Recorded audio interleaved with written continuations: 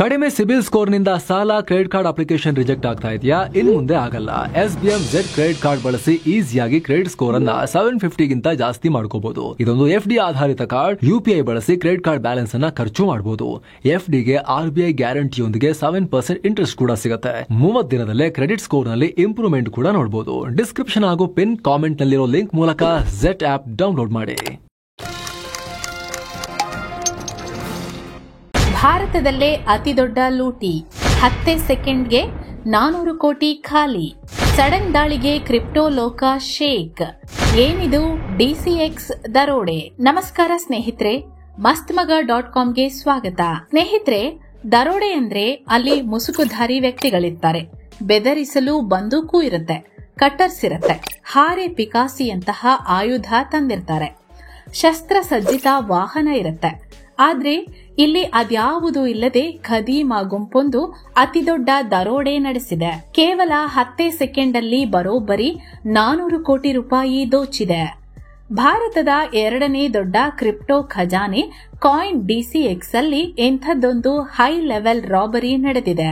ಎಷ್ಟರ ಮಟ್ಟಿಗೆ ಅಂದ್ರೆ ಇದನ್ನ ಭಾರತದ ಅತಿದೊಡ್ಡ ಡಿಜಿಟಲ್ ದರೋಡೆ ಅಂತ ಕರೆಯಲಾಗ್ತಿದೆ. ಹಾಗಿದ್ರೆ ಈ ಲೂಟಿ ನಡೆದಿದ್ದಾದರೂ ಹೇಗೆ?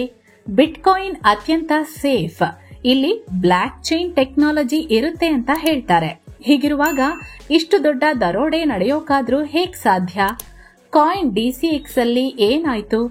ಇದು ಕ್ರಿಪ್ಟೋ ಕರೆನ್ಸಿ ಸೇಫ್ ಅಲ್ಲ ಅನ್ನೋದನ್ನ ಸೂಚಿಸುತ್ತಾ? ಬನ್ನಿ, ಭಾರತದ ಅತಿದೊಡ್ಡ ದರೋಡೆಯ ಇಂಚಿಂಚು ಮಾಹಿತಿ ಈ ವಿಡಿಯೋದಲ್ಲಿ ಹೇಳ್ತೀವಿ. ಕ್ರಿಪ್ಟೋ ಖಜಾನೆ ಕಾಯಿನ್ DCX. ಸ್ನೇಹಿತರೆ, ಈ ದರೋಡೆ ಹೇಗ್ ನಡೀತು, ಯಾರ್ ಮಾಡಿದ್ರು ಅಂತ ತಿಳ್ಕೊಳ್ಳೋಕು ಮುಂಚೆ ಕಾಯಿನ್ DCX ಅಂದ್ರೆ ಏನು ಅಂತ ಅರ್ಥ ಮಾಡ್ಕೊಳ್ಳೋದು ಇಂಪಾರ್ಟೆಂಟ್.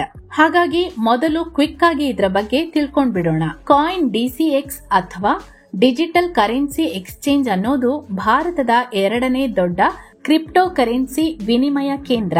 ಯಾರು ಬೇಕಾದ್ರೂ ಇಲ್ಲಿ ಬಿಟ್ಕಾಯಿನ್, ಇಥೇರಿಯಂ ಸೇರಿದಂತೆ ಯಾವುದೇ ಕ್ರಿಪ್ಟೋ ಕರೆನ್ಸಿನ ಮಾರಾಟ ಅಥವಾ ಖರೀದಿ ಮಾಡಬಹುದು. ಕ್ರಿಪ್ಟೋ ಲೋಕದಲ್ಲಿ ಒಂಥರ ಬಾಂಬೆಯ BSE NSE ಇದ್ದಂತೆ. 2018ರಲ್ಲಿ ಸುಮಿತ್ ಗುಪ್ತಾ, ನೀರಜ್ ಖಂಡೇಲ್ವಾಲ್ ಮತ್ತು ಅವಿನಾಶ್ ಶೆಟ್ಟಿ ಅನ್ನೋ 3 ಭಾರತೀಯರು ಕಾಯಿನ್ಸ್ DCX ನ ಶುರು ಮಾಡಿದ್ರು. ಸದ್ಯ 1.6 ಕೋಟಿ ಜನ ಗ್ರಾಹಕರನ್ನ ಹೊಂದಿದೆ.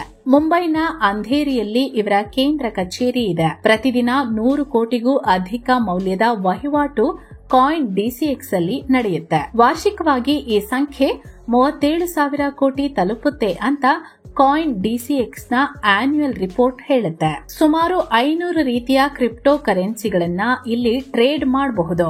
ಈಗ ಇಂತಹ ಬೃಹತ್ ಕ್ರಿಪ್ಟೋ ಖಜಾನೆಗೆ ಕಳ್ಳರು ಕನ್ನ ಹಾಕಿದ್ದಾರೆ. ಭಾರೀ ಸೈಬರ್ ದಾಳಿ, ಕ್ಷಣದಲ್ಲೇ ಎಲ್ಲ ಖಾಲಿ. ಹೌದು ಸ್ನೇಹಿತರೆ, ಜುಲೈ 19ರ ಶನಿವಾರ ಬೆಳಗಿನ ಜಾವ ಕಾಯಿನ್ DCX ಅಲ್ಲಿ ಈ ಘಟನೆ ನಡೆದಿದೆ. ಆರಂಭದಲ್ಲಿ ಕಂಪನಿಯ ಇಂಟರ್ನಲ್ ಆಪರೇಷನ್ಸ್ ಅಕೌಂಟ್ಗಳಲ್ಲಿ ಅನಧಿಕೃತ ಚಟುವಟಿಕೆ ಕಾಣಿಸಿಕೊಂಡಿದೆ. ಇಂಟರ್ನಲ್ ಆಪರೇಷನ್ಸ್ ಅಕೌಂಟ್ ಅಂದ್ರೆ ಕಾಯಿನ್ DCX ನ ಸ್ವಂತ ಅಕೌಂಟ್ಗಳು. ಸಾಮಾನ್ಯವಾಗಿ ನೀವು ಕ್ರಿಪ್ಟೋ ವ್ಯವಹಾರ ನಡೆಸಬೇಕಂದ್ರೆ ಈ ರೀತಿ ಯಾವುದಾದರೂ ಒಂದು ಕ್ರಿಪ್ಟೋ ಎಕ್ಸ್ಚೇಂಜ್ ಅಲ್ಲಿ ಅಕೌಂಟ್ ಹೊಂದಿರಬೇಕಾಗಿರುತ್ತೆ. ಯಾಕಂದ್ರೆ ಬಿಟ್ಕಾಯಿನ್ ನ ಮನೇಲಿ ಹೋಗಿ ಇಟ್ಕೊಳಕ್ಕಾಗಲ್ಲ, ಇಲ್ಲೇ ಸ್ಟೋರ್ ಮಾಡಬೇಕು. ಇಂತಹ ಅಕೌಂಟ್ಗಳನ್ನ ವ್ಯಾಲೆಟ್ ಅಂತ ಕರೀತಾರೆ. ಆದ್ರೆ ಈ ಪ್ರಕರಣದಲ್ಲಿ ಗ್ರಾಹಕರ ಅಕೌಂಟ್ ಅಲ್ಲಿ ಏನೂ ಆಗಿಲ್ಲ. ಕಾಯಿನ್ DCX ನ ಸ್ವಂತ ಅಕೌಂಟ್ ಅಲ್ಲಿ ಸಮಸ್ಯೆ ಕಾಣಿಸಿಕೊಂಡಿದೆ. ಲಿಕ್ವಿಡಿಟಿ ಚೆನ್ನಾಗಿರ್ಲಿ, ಹಣದ ಓಡಾಟ ಸರಾಗವಾಗ್ಲಿ ಅನ್ನೋ ಕಾರಣಕ್ಕೆ ಕ್ರಿಪ್ಟೋ ಎಕ್ಸ್ಚೇಂಜ್ಗಳು ಪರಸ್ಪರ ಅಕೌಂಟ್ ಹೊಂದಿರ್ತವೆ. ಒಂದು ಎಕ್ಸ್ಚೇಂಜ್ ಅಲ್ಲಿ ಮತ್ತೊಂದು ಎಕ್ಸ್ಚೇಂಜ್ ಖಾತೆ ಇಟ್ಕೊಂಡು ವಹಿವಾಟು ನಡೆಸ್ತಿರುತ್ತೆ. ಅದೇ ರೀತಿ ಕಾಯಿನ್ DCX ಕೂಡ ಅಕೌಂಟ್ ಹೊಂದಿತ್ತು. ಅಂತಹ ಇಂಟರ್ನಲ್ ಲಿಕ್ವಿಡಿಟಿ ಖಾತೆ ಒಂದರಲ್ಲಿ ಬೆಳಗ್ಗೆ ಅನ್ಆಥರೈಸ್ಡ್ ಆಕ್ಟಿವಿಟಿ ಕಾಣಿಸಿಕೊಂಡಿದೆ. ಇದರರ್ಥ ಸೈಬರ್ ದಾಳಿಯಾಗಿದೆ. ತಜ್ಞರ ಪ್ರಕಾರ ದಾಳಿಕೋರರು ಬ್ಯಾಕ್ ಎಂಡ್ ಸರ್ವರ್ ನ ಹ್ಯಾಕ್ ಮಾಡಿ ವ್ಯಾಲೆಟ್ ನ ಪ್ರೈವೇಟ್ ಕೀ ಪಡೆದಿದ್ದಾರೆ. ನಂತರ ಕೆಲವೇ ಸೆಕೆಂಡ್ಗಳಲ್ಲಿ ಬರೋಬ್ಬರಿ $44 ಮಿಲಿಯನ್ ಮೌಲ್ಯದ ಸ್ಟೇಬಲ್ ಕಾಯಿನ್ ನ ತಮ್ಮ ಅಕೌಂಟ್ಗೆ ಟ್ರಾನ್ಸ್ಫರ್ ಮಾಡಿಕೊಂಡಿದ್ದಾರೆ. ಇಲ್ಲಿ ಸ್ಟೇಬಲ್ ಕಾಯಿನ್ ಅಂದ್ರೆ ತಮ್ಮ ಮೌಲ್ಯದಲ್ಲಿ ವ್ಯತ್ಯಾಸವೇ ಆಗದಂತ ಕ್ರಿಪ್ಟೋ ಕರೆನ್ಸಿಗಳು. ಇವುಗಳ ವ್ಯಾಲ್ಯೂ ಯಾವಾಗ್ಲೂ ಒಂದು ಕಾಯಿನ್ಗೆ $1 ಸಮ ಇರುತ್ತೆ. ಬಿಟ್ ಕಾಯಿನ್, ಇಥೇರಿಯಂ ತರ ವ್ಯಾಲ್ಯೂಲಿ ಏರುಪೇರು ಆಗಲ್ಲ, ಕಾನ್ಸ್ಟೆಂಟ್ ಇರುತ್ತೆ. ಬೇರೆ ಕ್ರಿಪ್ಟೋ ಕಾಯಿನ್ ಗಳನ್ನ ಮಾರಿದಾಗ ಲಾಭ ಆಗ್ಬೇಕಂದ್ರೆ ಡಾಲರ್ಗೆ ಕನ್ವರ್ಟ್ ಮಾಡಬೇಕು. ಆದ್ರೆ ಅದೇ ಮೌಲ್ಯದ ಸ್ಟೇಬಲ್ ಕಾಯಿನ್ ಗಳಿರೋದ್ರಿಂದ ಈ ಎಕ್ಸ್ಟ್ರಾ ಸ್ಟೆಪ್ ನ ಅವಶ್ಯಕತೆ ಇರೋದಿಲ್ಲ. ಕ್ರಿಪ್ಟೋ ಕಾಯಿನ್ ಗಳನ್ನ ನೇರ ಸ್ಟೇಬಲ್ ಕಾಯಿನ್ಗೆ ಕನ್ವರ್ಟ್ ಮಾಡಿಕೊಂಡು ಲಾಭ ಮಾಡ್ಕೋಬಹುದು. ಆ ಲಾಭದ ಹಣನ ಕ್ರಿಪ್ಟೋ ರೂಪದಲ್ಲೇ ಸ್ಟೋರ್ ಮಾಡಬಹುದು.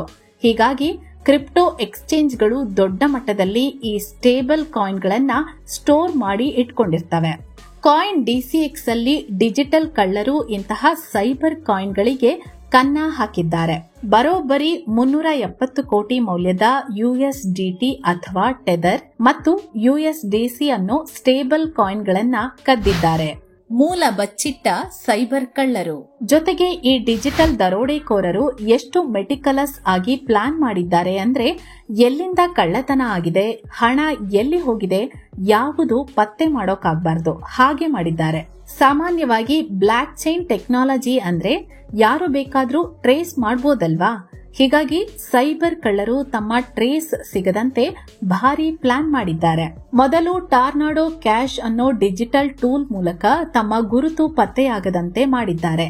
ಟಾರ್ನಾಡೋ ಕ್ಯಾಶ್ ಮೂಲತಃ ಪ್ರೈವಸಿ ಟೂಲ್. ಒಂದು ಅಕೌಂಟ್ ಇಂದ ಮತ್ತೊಂದು ಅಕೌಂಟ್ಗೆ ನಡೆದ ವ್ಯವಹಾರ ಗೊತ್ತಾಗಬಾರದು ಅನ್ನೋ ಕಾರಣಕ್ಕೆ ಡೆವಲಪ್ ಮಾಡಿರೋದು. ಕ್ರಿಪ್ಟೋ ವಹಿವಾಟು ನಡೆದಾಗ ಸೆಂಡರ್ ಅಡ್ರೆಸ್, ರಿಸೀವರ್ ಅಡ್ರೆಸ್ ಎರಡನ್ನೂ ಅದಲು ಬದಲು ಮಾಡುತ್ತೆ. ಇದರಿಂದ ಕ್ರಿಪ್ಟೋ ವ್ಯವಹಾರದಲ್ಲಿ ಪ್ರೈವಸಿ ಕಂಡುಕೊಳ್ಳಬಹುದು. ಆದ್ರೆ ಇದನ್ನ ಇಲ್ಲೀಗಲ್ ಆಗಿ ಕೂಡ ಬಳಸ್ಕೋಬಹುದು. ಇದೇ ಕಾರಣಕ್ಕೆ ಅಮೆರಿಕ ಟಾರ್ನಾಡೋ ಕ್ಯಾಶ್ ರಾಷ್ಟ್ರೀಯ ಭದ್ರತೆಗೆ ಅಪಾಯ ಅಂತೇಳಿ ಬ್ಯಾನ್ ಮಾಡಿದೆ. ಬಟ್ ಭಾರತದಲ್ಲಿ ಸೈಬರ್ ದಾಳಿಕೋರರು ಟಾರ್ನಾಡೋ ಕ್ಯಾಶ್ ಬಳಸಿದ್ದಾರೆ.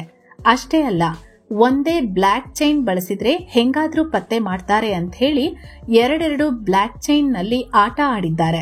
ಕದ್ದ ನಂತರ ಹಣನ ಸೋಲಾನಾ ಬ್ಲಾಕ್ ಚೈನ್ ನಿಂದ ಇಥೇರಿಯಂಗೆ ಶಿಫ್ಟ್ ಮಾಡಿದ್ದಾರೆ. ಹೀಗಾಗಿ ಇವರ ಮೂಲ ಭೇದಿಸೋದು ಬಹುತೇಕ ಅಸಾಧ್ಯ ಆಗಿದೆ. ಈ ತರ ಕೆಲವೇ ಸೆಕೆಂಡ್ಗಳಲ್ಲಿ 370 ಕೋಟಿ ದೋಚಿದ್ದಾರೆ. ಭಾರತದ ಇತಿಹಾಸದಲ್ಲೇ ಇದು ಎರಡನೇ ಅತಿದೊಡ್ಡ ಡಿಜಿಟಲ್ ದರೋಡೆ. ಫಸ್ಟ್ ಯಾವುದು ಅನ್ನೋದನ್ನ ನೆಕ್ಸ್ಟ್ ಹೇಳ್ತೀವಿ. ಆದ್ರೆ ಈ ದಾಳಿಯ ಪರಿಣಾಮ ಕಾಯಿನ್ DCX ತನ್ನ Web3 ಟ್ರೇಡಿಂಗ್ ಅನ್ನೇ ನಿಲ್ಲಿಸಿದೆ. ಅಂದ್ರೆ ಗ್ರಾಹಕರು ನೇರ ತಮ್ಮ ವ್ಯಾಲೆಟ್ ಗಳಿಂದ ಟ್ರೇಡ್ ಮಾಡೋಕ್ಕಾಗಲ್ಲ. ಬೇಕಾದ್ರೆ ಕಾಯಿನ್ DCX ಅಕೌಂಟ್ಗಳಿಗೆ ಶಿಫ್ಟ್ ಮಾಡಿ ಟ್ರೇಡ್ ಮಾಡಬಹುದು ಅಂತ ಹೇಳಿದೆ. ಜೊತೆಗೆ ಈ ದಾಳಿಲಿ ಗ್ರಾಹಕರ ಅಕೌಂಟ್ಗೇನೂ ಆಗಿಲ್ಲ, ಅವರ ಹಣ ಲೂಟಿಯಾಗಿಲ್ಲ. ಕೇವಲ ತಾವು ರಿಸರ್ವ್ಗಾಗಿ ಇಟ್ಟ ಹಣ ಮಾತ್ರ ದರೋಡೆಯಾಗಿದೆ. ಹೀಗಾಗಿ ಗ್ರಾಹಕರು ಭಯ ಪಡಬೇಕಿಲ್ಲ ಅಂತ ಕಾಯಿನ್ DCX ಹೇಳಿದೆ. ಅಲ್ಲದೆ ಸಮಸ್ಯೆಗೊಳಗಾದ ಸರ್ವರ್ ಮತ್ತು ಅಕೌಂಟ್ಗಳನ್ನ ಪ್ರತ್ಯೇಕಿಸಿದ್ದೀವಿ. ಜೊತೆಗೆ ಇಂಡಿಪೆಂಡೆಂಟ್ ಸೈಬರ್ ಸೆಕ್ಯೂರಿಟಿ ಎಕ್ಸ್ಪರ್ಟ್ ಮೂಲಕ ನಮ್ಮ ಸಿಸ್ಟಂಗಳನ್ನ ಪರಿಶೀಲನೆ ಮಾಡಿಸ್ತೀವಿ. ಜೊತೆಗೆ ನಮ್ಮಲ್ಲೇನಾದ್ರೂ ಲೋಪದೋಷ ಇರೋದನ್ನ ಪತ್ತೆ ಮಾಡಿದ್ರೆ ಬಹುಮಾನ ನೀಡುವಂತಹ ಬಗ್ ಬೌಂಟಿ ಕ್ಯಾಂಪೇನ್ ಶುರು ಮಾಡ್ತೀವಿ ಅಂತ ಹೇಳಿದೆ. ಕ್ರಿಪ್ಟೋ ಸುರಕ್ಷತೆ ಬಗ್ಗೆ ಆತಂಕ. ಸ್ನೇಹಿತರೆ, ಕಾಯಿನ್ DCX ಏನೂ ಆಗಿಲ್ಲ, ಭಯ ಪಡಬೇಡಿ ಅಂತ ಹೇಳಿದ್ರು. ಈ ದಾಳಿ ಭಾರತದಲ್ಲಿ ಕ್ರಿಪ್ಟೋ ಸುರಕ್ಷತೆ ಬಗ್ಗೆ ಪ್ರಶ್ನೆ ಮೂಡಿಸಿದೆ. ಯಾಕಂದ್ರೆ ಭಾರತದಲ್ಲಿ ಈ ತರ ಕ್ರಿಪ್ಟೋ ಖಜಾನೆ ಲೂಟಿ ಆಗ್ತಿರೋದು ಇದೇ ಮೊದಲಿನಲ್ಲ. ಎಕ್ಸಾಕ್ಟ್ 1 ವರ್ಷದ ಹಿಂದೆ ಭಾರತದ ಅತಿದೊಡ್ಡ ಕ್ರಿಪ್ಟೋ ಎಕ್ಸ್ಚೇಂಜ್ ವಜೀರ್ ಎಕ್ಸ್ ನಲ್ಲಿ ಭಾರೀ ಲೂಟಿಯಾಗಿತ್ತು. ಉತ್ತರ ಕೊರಿಯಾದ ಸೈಬರ್ ಗಳ್ಳರು ಬರೋಬ್ಬರಿ 2,000 ಕೋಟಿ ಮೌಲ್ಯದ ಕ್ರಿಪ್ಟೋ ಕರೆನ್ಸಿ ದೋಚಿಕೊಂಡು ಹೋಗಿದ್ರು. ನೂರಾರು ಜನ ಹಣ ಕಳ್ಕೊಂಡಿದ್ರು. ಹೀಗಾಗಿ ಭಾರತದಲ್ಲಿ ಕ್ರಿಪ್ಟೋ ಸೇಫಾ ಅನ್ನೋ ಪ್ರಶ್ನೆ ಮೂಡಿಸ್ತಿದೆ. ಯಾಕಂದ್ರೆ ಕ್ರಿಪ್ಟೋ ಅಂತೂ ಮರೆಯಾಗಲ್ಲ, ದಿನೇ ದಿನೇ ಭವಿಷ್ಯದ ಕರೆನ್ಸಿಗಾಗಿ ಬೆಳೀತಿದೆ. ನಿನ್ನೆ ತಾನೇ ಅಮೆರಿಕ ಕ್ರಿಪ್ಟೋಗಾಗಿ ಹೊಸ ಕಾಯ್ದೆಯನ್ನೇ ಜಾರಿ ಮಾಡಿದೆ. ಭಾರತದಲ್ಲಿ ಕೂಡ ವಾರ್ಷಿಕವಾಗಿ $270 ಬಿಲಿಯನ್ ಮೌಲ್ಯದ ಕ್ರಿಪ್ಟೋ ವಹಿವಾಟು ನಡೆಸುತ್ತೆ. $270 ಬಿಲಿಯನ್ ಅಂದ್ರೆ ಹತ್ತತ್ರ 23 ಲಕ್ಷ ಕೋಟಿ ರೂಪಾಯಿ. ಅಮೆರಿಕ ಬಿಟ್ರೆ ಅತಿ ಹೆಚ್ಚು ಕ್ರಿಪ್ಟೋ ವಹಿವಾಟು ನಡೆಸೋದು ಭಾರತನೇ. 10 ಕೋಟಿ ಭಾರತೀಯರು ಕ್ರಿಪ್ಟೋ ವ್ಯವಹಾರದಲ್ಲಿ ತೊಡಗಿಸಿಕೊಂಡಿದ್ದಾರೆ. ವಿಶ್ವದಲ್ಲೇ ಅತಿ ಹೆಚ್ಚು ಕ್ರಿಪ್ಟೋ ಕರೆನ್ಸಿ ಓನರ್ಸ್ ಇರೋ ದೇಶ ಭಾರತ. ಹೀಗಿದ್ದಾಗ ನಾವು ಕ್ರಿಪ್ಟೋನ ಬದಿಗೆ ಸರಿಸೋಕಾಗಲ್ಲ. ಇಂಥ ಸಂದರ್ಭದಲ್ಲಿ ಈ ರೀತಿ ಸೈಬರ್ ದಾಳಿ ನಡೆಯೋಕೆ ಅವಕಾಶ ಕೊಟ್ರೆ ದೇಶದ ಭದ್ರತೆಗೆ ಅಪಾಯ. ಹೀಗಾಗಿ ಸರ್ಕಾರ ಆದಷ್ಟು ಬೇಗ ಕ್ರಿಪ್ಟೋ ವಿಚಾರದಲ್ಲಿ ಗೊಂದಲ ಬಿಟ್ಟು ಸರಿಯಾದ ನಿಲುವನ್ನ ತಗೊಳ್ಬೇಕು. ಬೇಕಾದ ನೀತಿ ನಿರೂಪಣೆಗಳನ್ನ ರೂಪಿಸಬೇಕು. ಸೈಬರ್ ಸೆಕ್ಯೂರಿಟಿನ ಇನ್ನಷ್ಟು ಸ್ಟ್ರಾಂಗ್ ಮಾಡಬೇಕು. ಸೊ ಫ್ರೆಂಡ್ಸ್, ಇದಾಗಿತ್ತು ಭಾರತದ ಅತಿದೊಡ್ಡ ಡಿಜಿಟಲ್ ದಾಳಿಯಲ್ಲಿ ಒಂದಾಗಿರೋ ಕಾಯಿನ್ DCX ದರೋಡೆ ಬಗ್ಗೆ ತಿಳಿಸೋ ಪ್ರಯತ್ನ. ನಿಮಗೆ ಈ ಘಟನೆ ನೋಡಿ ಏನ್ ಅನಿಸ್ತಿದೆ? ಕ್ರಿಪ್ಟೋ ವಿಚಾರದಲ್ಲಿ ನಿಮ್ಮ ಅಭಿಪ್ರಾಯ ಏನು ಅನ್ನೋದನ್ನ ಕಮೆಂಟ್ ಮಾಡಿ ತಿಳಿಸಿ. ಮತ್ತೆ ಇಂತಹದ್ದೇ ಇನ್ನಷ್ಟು ಮಾಹಿತಿಯುಳ್ಳ ವಿಡಿಯೋದಲ್ಲಿ ಸಿಗ್ತಾ ಇರೋಣ. ಧನ್ಯವಾದ.